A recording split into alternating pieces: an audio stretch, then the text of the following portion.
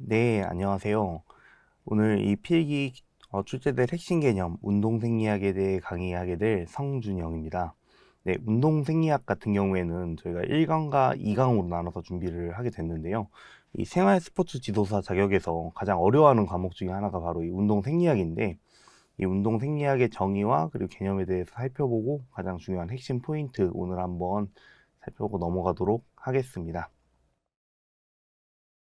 네. 먼저 이 운동생리학 개관 부분에서 주요 용어에 대해 살펴볼 텐데요. 이 운동이라고 하면은 다양한 용어들로 구성이 되어 있는데 그 중에서 가장 중요한 용어들이 바로 체력, 신체 활동, 그리고 운동, 항상성 이런 용어들을 볼 수가 있습니다.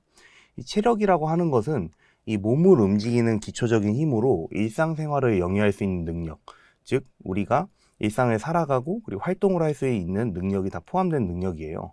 그래가지고 체력 안에는 근력과 지구력, 운동 능력 등 종합적인 신체 능력과 정신 영역이 포함되고 있습니다. 흔히 우리 체육 쪽에서는 체력을 건강 관련 체력과 운동 기술 관련 체력으로 나눠서 구분을 하게 되는데요. 건강 관련 체력이라고 하면 심폐지구력, 근지구력, 근력, 유연성 등이 있고, 운동 기술 관련 체력으로는 민첩성, 평형성, 협응성, 스피드, 순발력 등이 있습니다.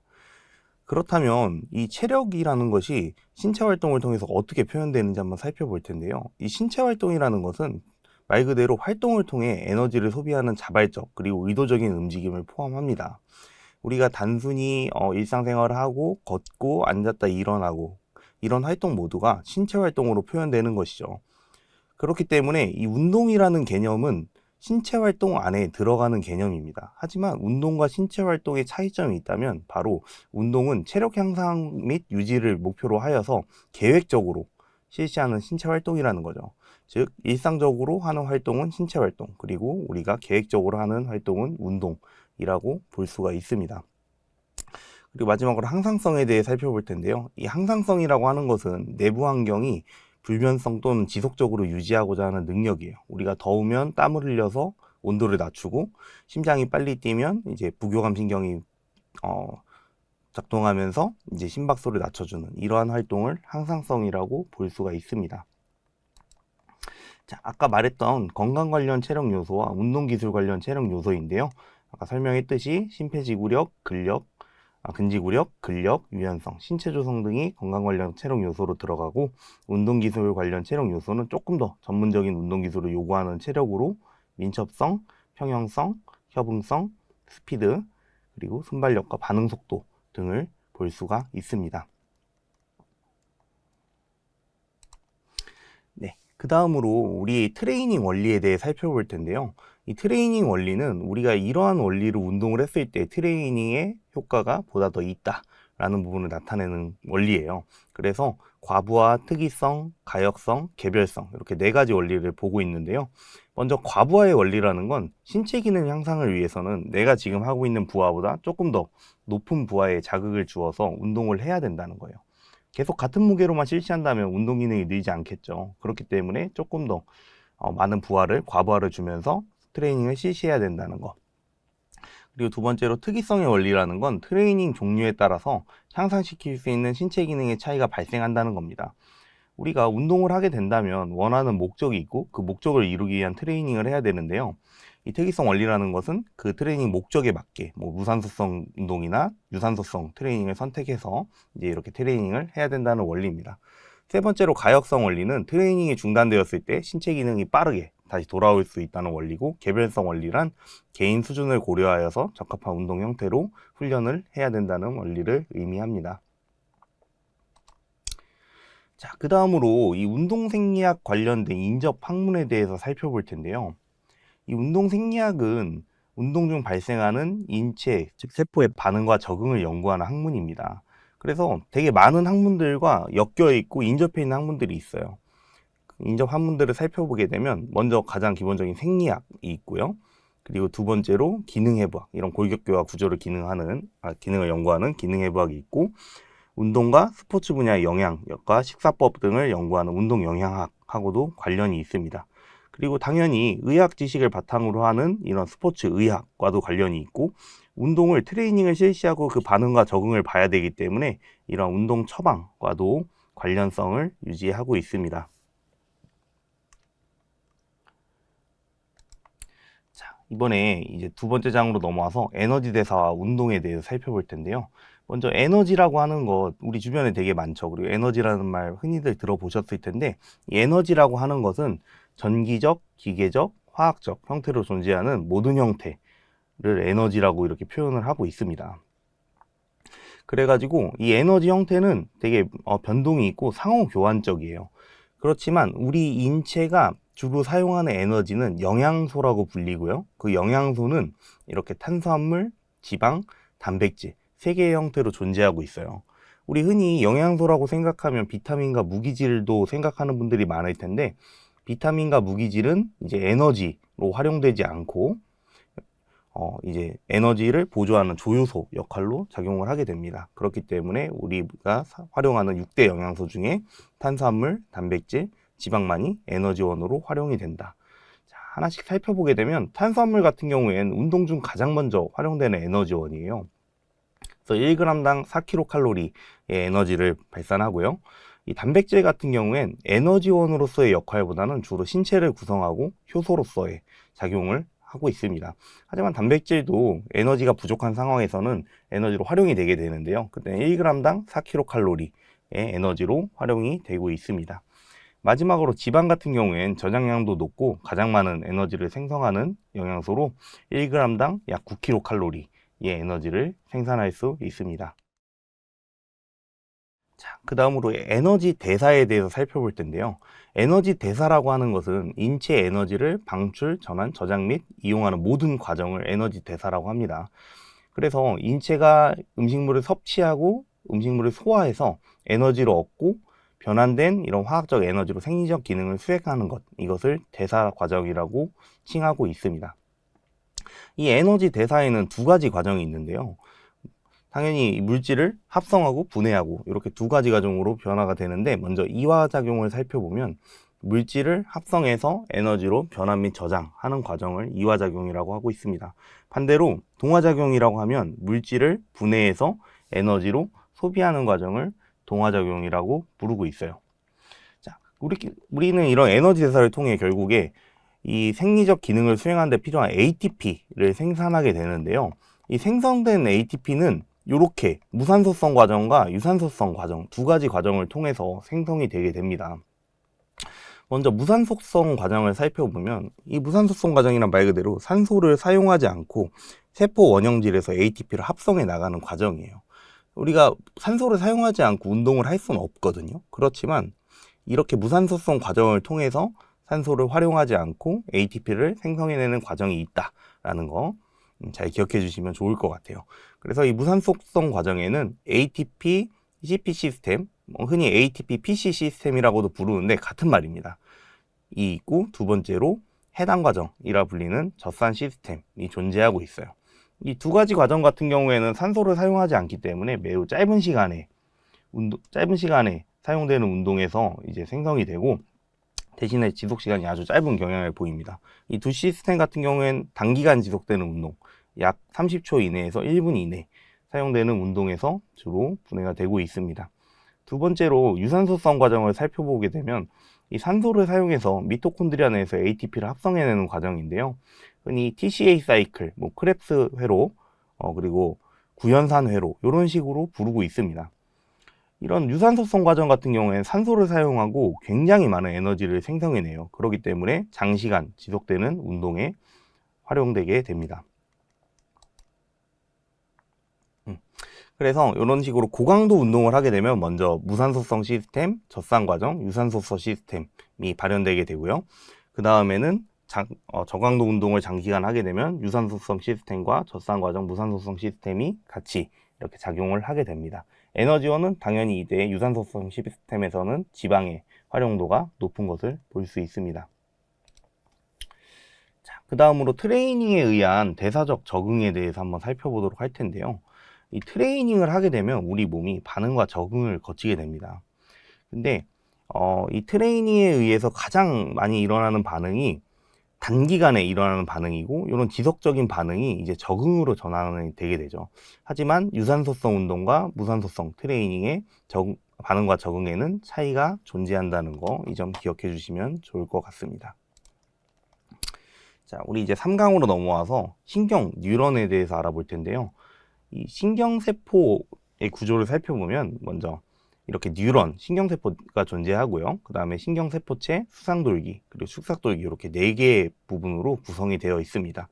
이 신경세포라고 하면 가장 작은 신경계 단위로 자극을 생성하고 신경을 전달하는 역할을 하고 있고, 이런 신경세포체는 뉴런 활동을 조절하는 중심 역할, 그리고 핵과 세포질을 포함하고 있습니다. 그 다음으로 수상돌기 같은 경우엔 세포체로부터 뻗어나온 세포질로 신호를 받는 부분으로서, 이 축삭돌기는 수상돌기 세포체에서 전달된 자극을 다른 신경세포에 전달하는 역할을 하고 있습니다. 자, 그 다음에 우리 뉴런의 정기적 활동에 대해서 살펴볼 텐데요. 이 신경세포의 가장 큰 특징 중에 하나가 이렇게 전기를 자극을 통해 신경을 전달한다는 거죠. 이 뉴런의 감음성과 전도성 특성의 흥분성 조직으로서 신경 자극은 축삭에 전달된 정기적 신호로, 정기적 신호는 신경 전이 자극에 의해서 발생하게 됩니다.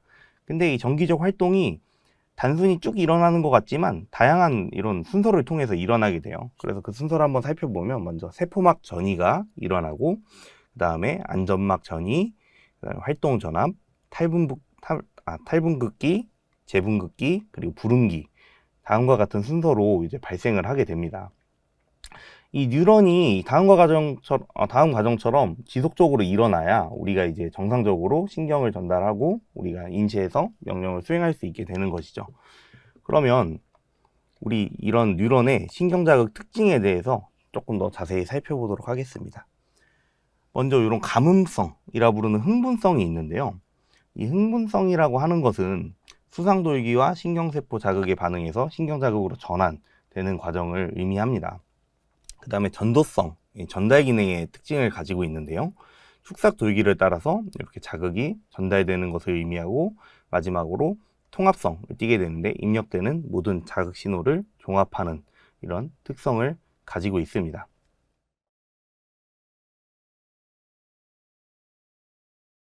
자, 그 다음에 이 신경 전달 물질과 신경근 연접에 대해서 알아보도록 할 텐데요. 이 신경 전달 물질이라는 것은 우리가 신경세포가 전달을 할 때 신경과의 연결을 해주는 전달 물질, 그리고 연접을 통해서 다음 명령을 수행하는 과정을 의미하고 있습니다. 그래서 이 순서를 살펴보게 되면 먼저 활동 전이가 시냅스 전달 축삭에 도달하는 과정을 거칩니다.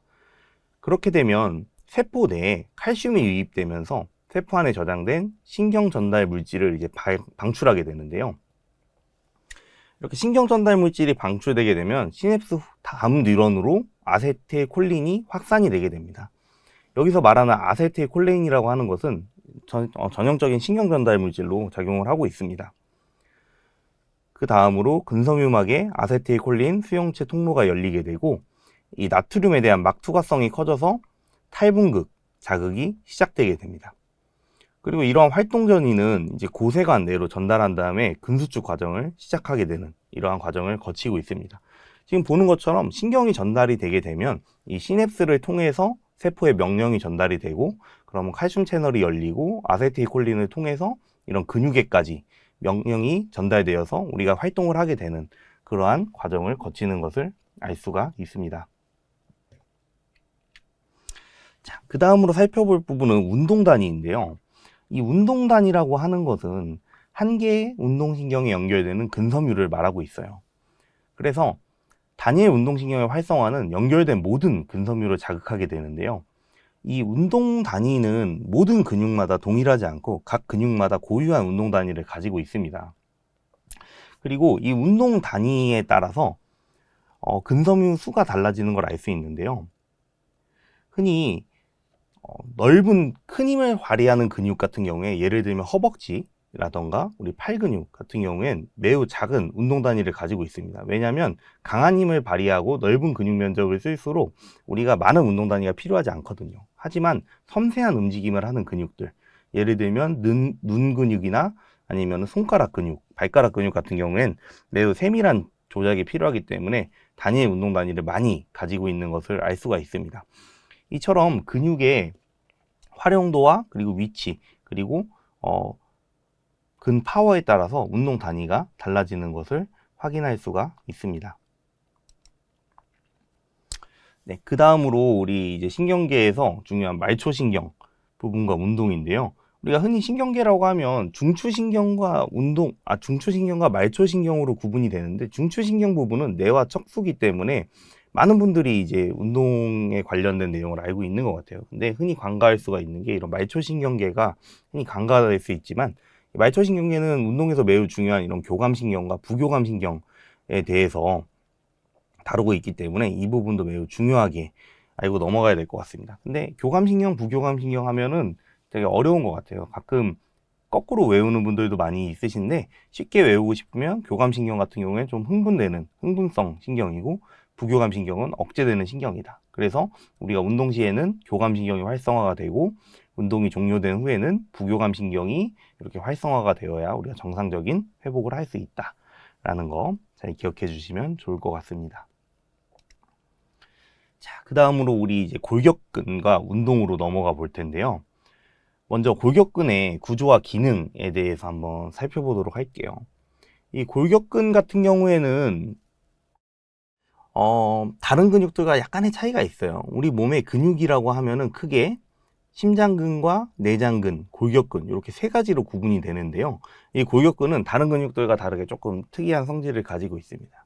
먼저 골격근 같은 경우엔 요 가로무늬근이에요. 횡무늬근으로 불리게 되는데, 우리가 수축 운동을 하는 근육들, 심장근과 골격근 같은 경우에는 이제 횡무근을 띄고, 그리고 내장근 같은 경우에는 수축 활동을 많이 안 하기 때문에 이 민무늬근이라 불리는 평활근으로 분리가 되고 있습니다.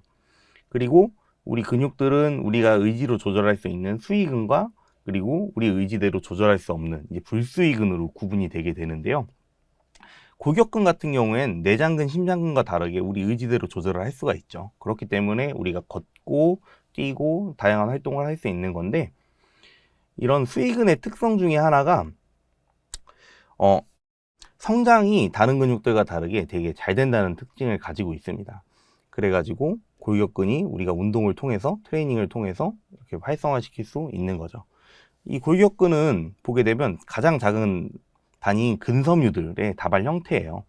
그래가지고 조금 더 살펴보게 되면 이 근섬유는 근원섬유라고 하는 것들로 구성이 되어 있고, 근섬유가 합쳐지면 근세포, 그리고 근다발, 이런 식으로 다발이 합쳐져 있는 형태가 바로 골격근이라고 볼 수가 있습니다. 자, 다음으로 골격근의 수축 기전인데요. 이 골격근과 운동에서 가장 중요한 포인트가 아닐까 싶습니다. 아까 전에 신경 부분에서 살펴보았는데, 그 과정과 좀 더 유사하지만 신경 전달이 이루어진 후에 골격근에서 어떤 과정이 일어나는지 한번 살펴보도록 할게요. 먼저 생성된 활동전이가 근초와 T튜브로 이동을 하게 되면, 활동전이는 근형질 세망의 칼슘 분비를 자극하게 됩니다. 그러면 칼슘 이온이 트레포닌에 부착하게 되고, 트레포닌은 형태를 바꿔서 액틴 활성 위치가 열리게 됩니다. 이 부분을 이제 트레포마이온이라고 부르게 되는데, 그렇게 되면 이 마이오신이 액틴의 교차다리 형태로 부착해서 액틴 필라멘트를 잡아당기는 역할을 하게 됩니다. 이 부분이 바로 근육이 이제 수축하는 과정인 거죠. 그리고 활동전이가 끝나고 나면 이 능동수송에 의해서 칼슘이 제거되게 되고, 트로포마이오신이 액틴 활성 부위를 차단해서 다시 근수축이 끝나고 근육이 이완되는 이러한 과정을 거치게 됩니다. 이 과정이 반복되면서 우리가 근육이 수축되고 활동이 지속될 수가 있는 거죠. 자, 그래서 이 골격근과 운동에 대해서, 운동을 하게 되면 어떤 과정이 일어나는지 살펴보게 되면요. 먼저 골격근 운동을 하게 되면 근육의 크기가 증대되게 됩니다. 이 운동 중에서 특히 근력 트레이닝, 흔히 저항성 운동이라 불리는 운동들은 근섬유 크기를 증가시키고 근비대와 근섬유 증식을 유도하게 됩니다. 그리고 이런 근섬유도 종류가 있는데요. 근섬유는 이런 속근이라 불리는 백근, 그리고 접근이라 불리는 지근으로 구분을 하고 있어요. 이 백근과 지근의 차이가 뭐냐면, 백근 같은 경우에는 조금 더 강한 힘을 내는 근육들에 많이 포진이 되어 있고, 지근 같은 경우에 조금 더 지구성이 강한 근육에 포진이 많이 되어 있습니다. 그 다음으로 우리 근수축의 종류에 대해 알아볼 텐데요. 흔히 우리가 근수축 종류라고 하면 다음과 같은 세 가지를 들고 있어요. 먼저 등장성 수축이 있는데, 이 등장성 수축이란 근육의 길이가 변하면서 수축이 일어나는 것입니다. 우리가 흔히 하는 모든 운동들은 이 등장성 수축에 포함이 되고 있어요. 예를 들면 뭐 암컬을 통해서 팔이 펴졌다가 굽혀졌다, 그리고 스쿼트를 통해서 다리가 펴졌다 굽혀졌다, 이런 동작들이 모두 등장성 수축에 포함이 되는 거죠. 그 다음으로 등척성 수축이 있는데요. 이 등척성 수축이란 근육의 길이가 변하지 않고 관절각 없이 이렇게 수축이 일어나는 과정을 말합니다. 흔히 우리가 플랭크 자세로 가만히 있는 자세라던가 턱걸이에 매달려서 팔을 펴고 그대로 유지하는 자세, 아니면 벽을 밀고 있는 자세 등이 이렇게 등척성 수축에 포함이 되고 있어요. 마지막으로 등속성 수축이 있는데요. 이 등속성 수축이라 하면 일정한 관절각과 속도를 유지하면서 수축하고, 이 등속성 수축은 주로 재활훈련에 적합해서 재활훈련 기구로 많이들 활용하고 있습니다. 자, 그리고 마지막으로 근육과 관련된 감각 수용기에 대해 살펴볼 텐데요. 감각 수용기에는 크게 세 가지가 있어요. 처음에 근방추가 있는데, 이 근방추 같은 경우엔 근육의 늘어짐을 감지하고 과도한 움직임을 제한하여 부상을 예방하는 역할을 하고 있습니다. 두 번째로 골지건 기관이라는 게 있는데, 건 속에 위치해서 근육의 수축을 감지하는 역할을 하고 있고, 마지막으로 화학 수용기 같은 경우엔 근육 내 산염기 및 무기질 농도를 감지해서 중추신경에 전달해가지고 우리가 근육 수축이 어느 정도 일어나고 있는지 그 과정에 대해